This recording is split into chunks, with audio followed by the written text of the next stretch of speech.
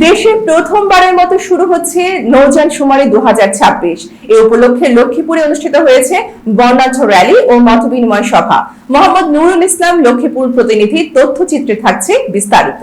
সোমবার 17 আগস্ট দুপুর 12:30টায় লক্ষ্মীপুর সদর উপজেলা পরিষদ প্রাঙ্গণ থেকে র্যালিটি শুরু হয়। পরে শহরের বিভিন্ন সড়ক প্রদক্ষিণ করে আবার উপজেলা পরিষদ প্রাঙ্গণে এসে শেষ হয়।